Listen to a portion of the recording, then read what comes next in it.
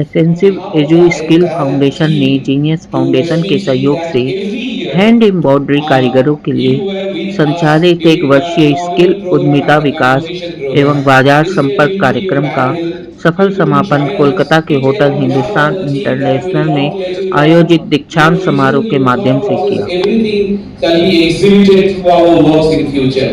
Thank you for being with us. Next time on work, both in inauguration and convocation, she will be present here. Thank you. আমরা এই মুহূর্তে আরকে স্যারকে বরণ করে নিচ্ছি on behalf of রাশি ma'am. ধন্যবাদ জানাই স্যারকে এবং আমাদের মাঝে বরণ করে নেওয়ার জন্য রয়েছে এডুকেয়ার লিমিটেড। ধন্যবাদ জানাই ম্যামকে for giving us time out of her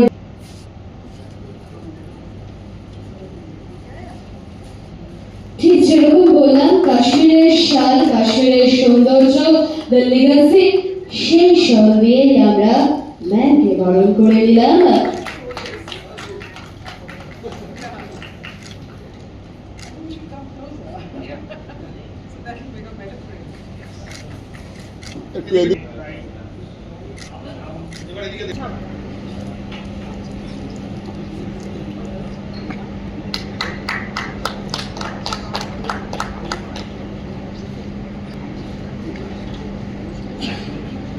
ম্যামকে আমরা বরণ করে নিলাম শল উইথ পুষ্পস্তবক এবং a moment and Genius has been in the forefront of CSR activity. But you know, when I thought of the CSR activity about 12 years back, I had no idea as to how to spend the money on the CSR. It was difficult to get a partner who will really spend the money wisely and for the right cause. So we thought of two areas. One, that we thought ourselves how to spend the money, and second, we thought to find out a partner how to spend the money. Ourselves, we founded Shiksha Arpan, and through the Shiksha Arpan, I think about 500 students they have been educated through us. They are from the underprivileged society. I think around here. So they are from the underprivileged society, and we really spend money behind them. I think out of the 500 students, somebody have already passed the graduation, somebody have passed the post-graduation, somebody have got the job. So when we were looking for the partners, we got the right partner, and we have completed 2 projects. The third project, when it came for the Kashmir artisan. So let me tell you a small story. When I went to Kashmir recently, I think last month of Puja, so I went to Srinagar, Gulmarg, Sorbag, Pahalgam, all the places, but one thing was very common. Even when I went to the market, I went to Bindal Valley, the various valleys.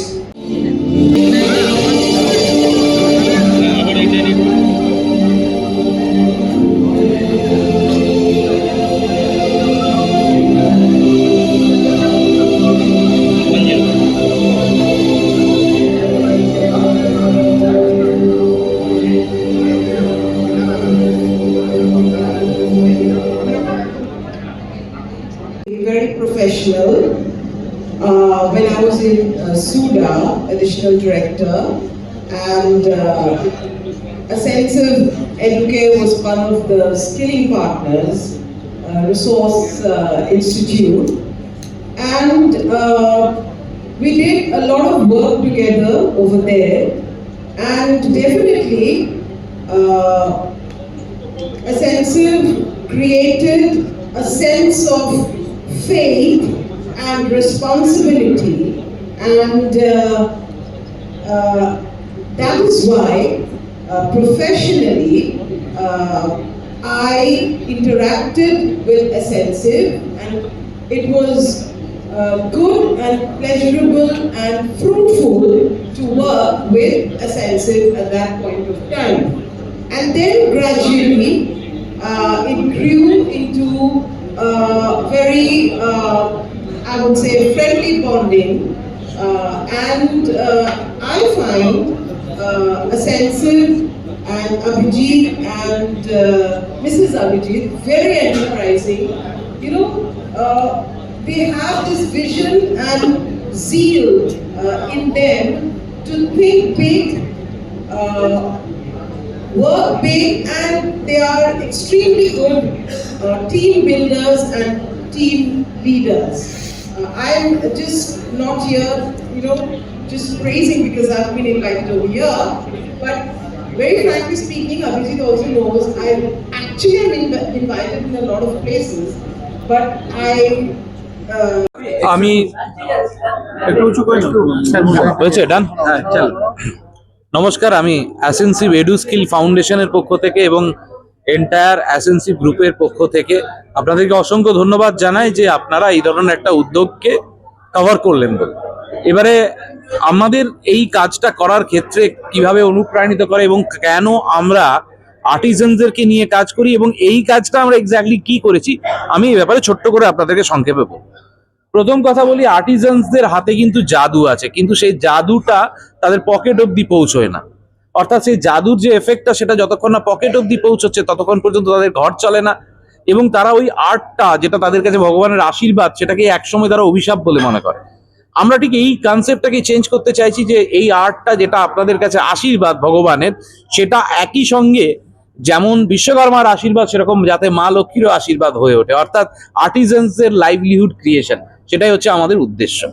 আমরা আর্টিজানসদেরকে upskill করি, তাদের যে কাজটা করতে 2 ঘন্টা লাগার কথা সেটা যাতে আধ ঘন্টায় করতে পারে, তার জন্য যদি কোনো টেকনোলজিক্যাল ইন্টারভেনশন দরকার হয় ছোটোখাটো সেটাকে ইম্পার্ট করি, এবং তার সঙ্গে যেটা করি তাদেরকে যে কমার্স প্ল্যাটফর্মগুলো আছে সেই কমার্স প্ল্যাটফর্মগুলোতে তাদেরকে আমরা এনরোল করি দিই, যেটা অনেকের পক্ষে নিজের থেকে করা সম্ভব নয়, যাতে করে তারা তাদের প্রজেক্ট তাদের প্রোডাক্টগুলোকে এক্সিবিট করাতে পারে, অনলাইন মার্কেন্ডাইজিং করতে পারে এবং সেগুলোকে অনলাইন সেল করতে পারে।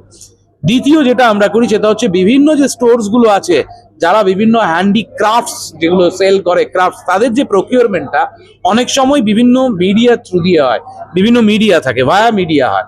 আমরা এটা ডিরেক্ট প্রকিউরমেন্টের জন্য artisan to directly to store এরকম কিছু কনসেপ্ট নিয়ে এসেছি, এবং যেভাবে আমরা স্টোরে ডিরেক্টলি ওই আর্টিজানসদের যে ক্রাফটসগুলোকে সেগুলো আমরা ডিরেক্টলি স্টোরে পৌঁছে দেওয়ার ব্যবস্থা করছি। এতে এদের লাইভলিহুড জেনারেট হচ্ছে, সাস্টেনেবিলিটি বাড়ছে, এবং তার সঙ্গে সঙ্গে এরা ক্রাফটের ভ্যালু পাচ্ছে এবং বিশ্বকর্মার আশীর্বাদের সাথে সাথে মা লক্ষ্মীর আশীর্বাদও পাচ্ছে। এটা শুধুমাত্র একটা জেনারেশনকে এম্পাওয়ার করা নয়, একটা জেনারেশনের সঙ্গে সঙ্গে 10টা জেনারেশনের একটা ট্যাঞ্জিবল আউটকাম আমরা দেখতে পাই, যে 10টা জেনারেশন আরো তৈরি হয়ে যায়। এখন কথা হচ্ছে যে এইটা যেটা আমরা কাজটা করেছি এবছর, সেটা করেছি মূলত 2 ধরনের আর্টিজানদের নিয়ে। আজকে যে প্রোগ্রামটা ছিল সেটা ছিল কাশ্মীরের যারা হ্যান্ড এমব্রয়ডার, যারা হাতে করে এমব্রয়ডারি করেন, কানি সালস হতে পারে, আড়ির কাজ হতে পারে, বিভিন্ন ধরনের স্টিচ হতে পারে, এই আর্টিজানসদেরকে নিয়ে আপনারা দেখলেন যাদেরকে অনলাইন, এই আর্টিজানসদেরকে নিয়ে আমরা আপস্কিলিং করিয়েছি, তাদের প্রোডাক্টকে এক্সিবিট করিয়েছি, তাদেরকে অনবোর্ডিং করেছি ফ্লিপকার্ট আমাজনের মতন বিভিন্ন প্ল্যাটফর্মে মার্কেন্ডাইজিং যেখানে ওরা করতে পারছে এবং তারা সেলস করতে পারছে। এবং জিনিয়াস ফাউন্ডেশন আমাদেরকে বরাবর এই ধরনের কাজে সহযোগিতা, যেটা আর্থিক সহযোগিতাটা সেটা করে, এবং আপনাদেরকে আমরা জানাই এই পুরো সিএসআর ফান্ডটা যে ইউটিলাইজেশন হয় সেটা আর্টিজান ডেভেলপমেন্টের জন্য হয়, এবং এদেরকে একটা স্টাইপেন্ডও দেওয়া, এদেরকে এর সঙ্গে সঙ্গে এই প্রোগ্রামটা করার সাথে সঙ্গে একটা স্টাইপেন্ডও এদেরকে প্রদান করা হয়, যাতে করে এদের কাজটা করার জন্য যাতে করে ওয়েজ লস না হয়, ওয়েজ লসটা যাতে মিনিমাইজ হয় সেজন্য একটা স্টাইপেন্ডও দেওয়া। এবং আজকে মোটামুটি বৃত্তটা কমপ্লিট হলো, এবার এই বৃত্ততে আবর্তন করার পালা, অর্থাৎ যে বৃত্তটা আমরা তৈরি করেছি সেই বৃত্ত ধরে আবর্তন, মানে এই কাজটার continuation, repetition. Thank you very much. Sir একটা প্রশ্ন ছিল, বলছি শুধু কি আপনারা কাশ্মীর নিয়ে কাজ করেন না অন্যান্য স্টেটও আপনার সঙ্গে যুক্ত হয়েছে? দেখুন, অ্যাসেনসিভ গ্রুপ অ্যাজ আ হোল সারা ভারতবর্ষে কাজ করে এবং বিভিন্ন স্কিল নিয়ে কাজ করে। আমাদের গত বছর আমরা কাজ করেছিলাম যে ক্রাফট নিয়ে, সেটা ছিল ছৌ মাক, যেটা ইউনেস্কো হেরিটেজ একটা ক্রাফট। এবং এবছর করেছি কাশ্মীর আর মহারাষ্ট্রের পুনের যে বাঞ্জারা আর্টিজানস আছে তাদেরকে নিয়ে। তো যেহেতু ফান্ডটা লিমিটেড, আমরা অনেক কর্পোরেট থেকে এই সাপোর্টটা পাই না এই কাজগুলো করার জন্য, সেই জন্য আমরা যেমন ভাবে সাপোর্ট পাচ্ছি সেইভাবে কাজটাকে আমরা স্কেল আপ করছি। যখন কর্পোরেটসরা বুঝবে যে অন্যান্য জায়গাতে শুধুমাত্র নাম খোদাই করার থেকে, যে একটা মান্নাদের গান ছিল না যে যদি পাথরে লেখো নাম পাথর ক্ষয়ে যাবে, কাগজে লেখো নাম কাগজ ছিঁড়ে যাবে, হৃদয়ে লেখো নাম সে নাম রয়ে যাবে। তো সেই ভাষাতেই আমি বলতে চাই, এই যে সিএসআর এফোর্টটা, এটা কিন্তু হৃদয়ে নাম লেখার মতো, যেটা রয়ে যাবে, যেটা ট্যাঞ্জিবল হয়ে থাকবে। কিছু একটা বানিয়ে দিয়ে সেখানে নিজের নাম খোদাই করে সিএসআর ফান্ড অমুক কোম্পানির থেকে, এটার অনেক বেশি বড় ইম্প্যাক্ট। আচ্ছা মিস্টার চ্যাটার্জি, হ্যান্ডিক্রাফটের ক্ষেত্রে যেটা সবচেয়ে বড় সমস্যা হয়ে দাঁড়ায় যে পরবর্তী প্রজন্ম এগিয়ে আসে না বলে এক একটা শিল্প দেখা গেছে যে নষ্ট হয়ে যাচ্ছে এবং প্রতিদিনই ঘটনাটা ঘটছে। সুতরাং নতুন প্রজন্মকে এই ব্যাপারে শিক্ষিত করার ব্যাপারে কোনো সরকারি যদি কোনো পরিকল্পনা থাকে, সেগুলো কি আপনাদের মাধ্যমে পৌঁছানোর ব্যবস্থা হয়েছে? দেখুন, বিভিন্ন সরকারি পরিকল্পনাতে তো আমরা কাজ করেছি বা প্রকল্পে কাজ করেছি, কিন্তু এখানে ব্যাপারটা হচ্ছে সরকারি প্রকল্পগুলোর যে আউটলে থাকে সেটা একটা লিমিটেড জায়গা অবধি থাকে এবং তার আউটকামটা অনেক সময় প্রপারলি মেজার করা হয় না, তার ইম্প্যাক্ট অ্যাসেসমেন্টটা প্রপারলি হয় না। মূল বিষয় যেটা আপনি যেটা বললেন একদম ঠিকই বললেন, যে হারিয়ে যাচ্ছে, পরবর্তী প্রজন্ম এগিয়ে আসছে না বলে। কেন এগিয়ে আসছে না? কারণ পরবর্তী প্রজন্ম এতে তার জীবন ধারণের জন্য যে টাকাটা দরকার সেটা দেখছে না। আমরা তো ওই পয়েন্টটাতেই কাজ করছি। যখনই আমরা এই ক্রাফটগুলোকে অনবোর্ড করাচ্ছি অনলাইন প্ল্যাটফর্মে, সেল বাড়ছে, সেল বাড়লে তাদের এবং তার সঙ্গে ডিরেক্টলি সেল করার ব্যবস্থা করছি, মার্জিন বাড়ছে, পরবর্তী প্রজন্মের কাছে ওটা একটা অ্যাট্রাকশন হয়ে দাঁড়াচ্ছে যে আমরা এটা করে অনেক বেশি রোজগার করতে পারি। ঠিক যেমন আমি আজকের দিনে অনেক বাঙালি ছেলেকে দেখেছি আমার পরিচিত, ইঞ্জিনিয়ারিং করে এসে বাবার ব্যবসাতে যোগ দিচ্ছে, সেটা মিষ্টির ব্যবসা হতে পারে, আমার দেখা আছে। সুতরাং প্রজন্ম কিন্তু পরিবর্তন হচ্ছে, শিক্ষার সাথে সাথে দেখছে যে কোন জায়গাটাতে আমার আমার আমার ফ্যামিলির জন্য, আমার আর্নিং এর জন্য কোন জায়গাটা অনেক বেশি প্রোফাউন্ড, অনেক বেশি ভালো, সেটাতেই জয়েন করবে। সুতরাং আমরা যদি এই জায়গাটা ক্রিয়েট করতে পারি, এগুলো হারাবে না, চলবে। আরেকটা ছোট্ট প্রশ্ন আছে, সেটা হচ্ছে গিয়ে যে ওরা সাধারণত এই জন্য এক্সপোর্ট হয়, সেগুলো বিশেষ করে হরিয়ানা, পাঞ্জাব এবং কাশ্মীরের ক্ষেত্রে